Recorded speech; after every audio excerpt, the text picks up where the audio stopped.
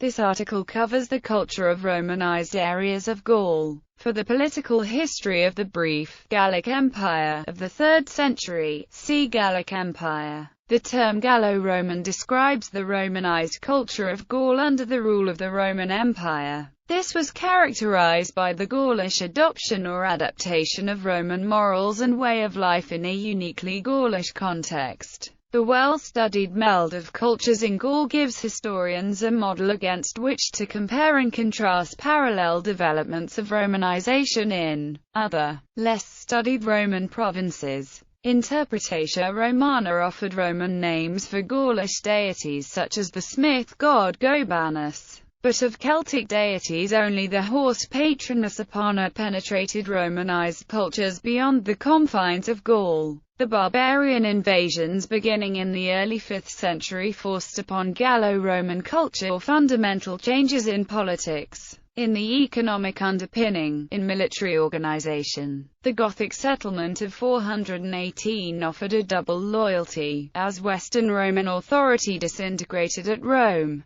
The plight of the highly Romanized governing class is examined by R.W. Matheson. The struggles of Bishop Hilary of Arles by M. Heinz Illmann, into the 7th century. Gallo-Roman culture would persist particularly in the areas of Gallia Narbonensis that developed into Occitania, Gallia Cisalpina and to a lesser degree, Aquitania. The formerly Romanized north of Gaul, once it had been occupied by the Franks, would develop into Merovingian culture instead. Roman life, centered on the public events and cultural responsibilities of urban life in the res publica and the sometimes luxurious life of the self-sufficient rural villa system, took longer to collapse in the Gallo-Roman regions, where the Visigoths largely inherited the status quo in 418. Gallo-Roman language persisted in the northeast into the Silver Carbon area that formed an effective cultural barrier with the Franks to the north and east,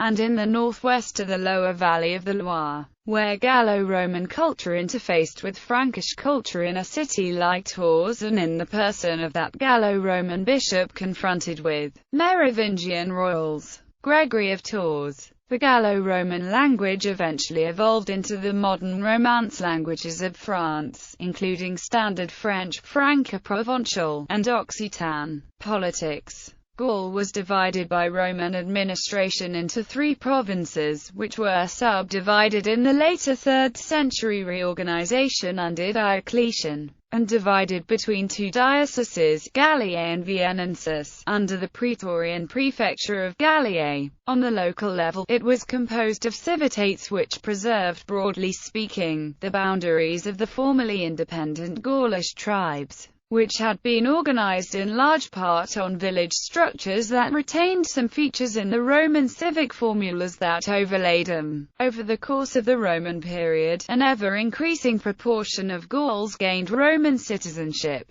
In 212, the Constitutio Antoniniana extended citizenship to all free-born men in the Roman Empire. Gallic Empire. During the crisis of the 3rd century, from 260 to 274, Gaul was subject to Alemanni raids because of the civil war. In reaction to local problems, the Gallo-Romans appointed their own emperor Postumus. The rule over Gaul, Britannia, and Hispania by Postumus and his successors is usually called the Gallic Empire, although it was just one set of many usurpers who took over parts of the Roman Empire and tried to become emperor. The capital was Trier, which was often used as the northern capital of the Roman Empire by many emperors. The Gallic Empire ended when Aurelian decisively defeated Tetricus at Chalons. Religion. The pre-Christian religious practices of Roman Gaul were characterized by syncretism of Greco-Roman deities with their native Celtic,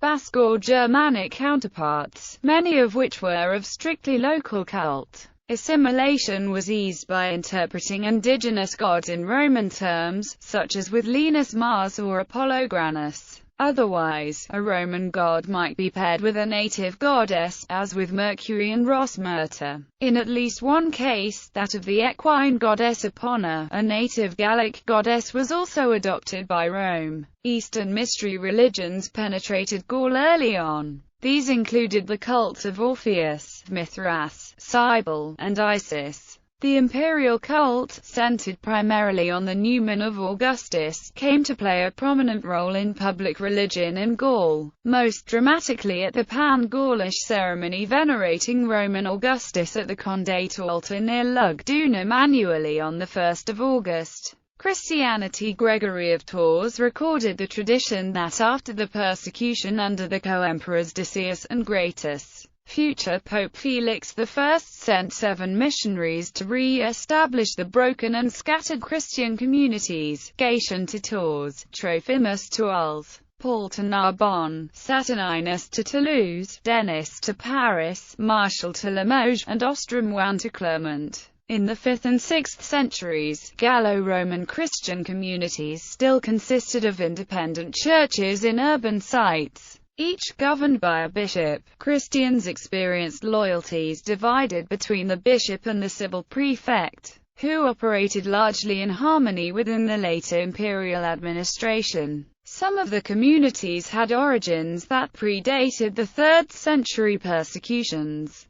The personal charisma of the bishops set the tone, as 5th century allegiances, for pagans as well as Christians, switched from institutions to individuals. Most Gallo-Roman bishops were drawn from the highest levels of society as appropriate non-military civil roads to advancement dwindled, and they represented themselves as bulwarks of high literary standards and Roman traditions against the Vandal and Gothic interlopers. Other bishops drew the faithful to radical asceticism. Bishops often took on the duties of civil administrator after the contraction of the Roman imperial administration due to the barbarian invasions of the 5th century, helping fund building projects and even acting as arbiters of justice in the local community. Miracles attributed to both kinds of bishops, as well as holy men and women, attracted cult veneration. Sometimes very soon after their death, a great number of locally venerated Gallo-Roman and Merovingian saints arose in the transitional centuries 400–750. The identification of the diocesan administration with the secular community, which took place during the 5th century in Italy,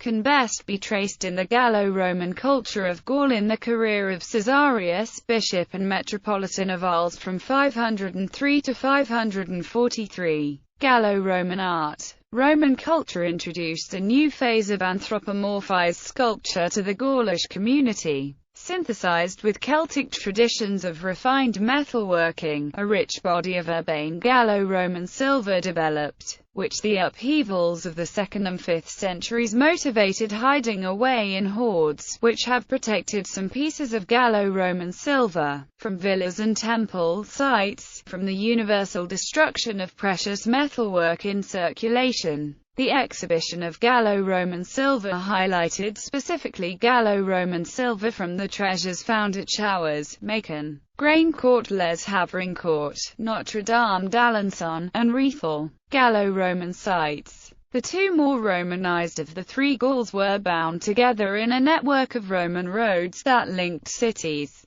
Via de Mattia reached from Nîmes to the Pyrenees, where it joined the Via Augusta at the Col de Panissars. Via Aquitania reached from Narbonne, where it connected to the Via Domitia, to the Atlantic Ocean through Toulouse to Bordeaux. Via Scarponensis connected Trier to Lyon through Metz. Sites, restorations, museums. At Périgueux, France, a luxurious Roman villa called the Domus of Asuna, built round a garden courtyard surrounded by a colonnaded peristyle enriched with bold tectonic frescoing, has been handsomely protected in a modern glass and steel structure that is a fine example of archaeological museum making. Lyon, the capital of Roman Gaul, is now the site of the Gallo-Roman Museum of Lyon, associated with the remains of the Theatre and Odeon of Roman Lugdunum. Visitors are offered a clear picture of the daily life, economic conditions, institutions, beliefs,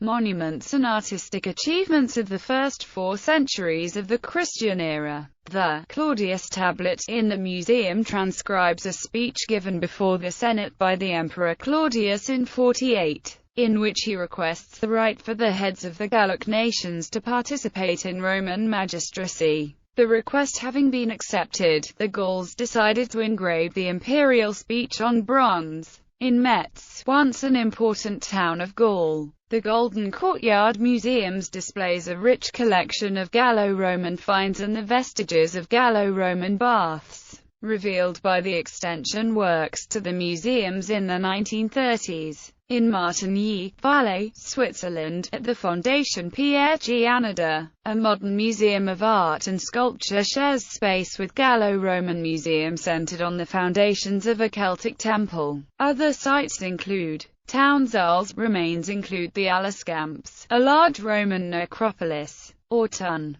Devodurum remains include the Basilica of St. Pierre aux Nonins and the Thermae Glanum, near St. Henri-Acute-Moy de Provence. Narbonne, Nîmes remains include the Maison Carré, Orange. Tongarine, Gallo-Roman Museum of Tongarine. Vaison-la-Romaine, Velzic-Radishova, Provincial Archaeological Museum of Elzik. Amphitheatres Arelate, Grand, Lugdunum, Nemesis, Lutetia, Arenes de Lutissa, Mediolanum Santonum. Several Roman amphitheatres are still visible in France. Aqueducts Pont du Gard, Barbgal Aqueduct. Bibliography. Wallace Hadrill, J.M. 1983. The Frankish Church ISBN 0-19-826906-4, 1983. Drinkwater, John, and Hugh Elton, eds. 5th Century Gaul, A Crisis of Identity. 2002.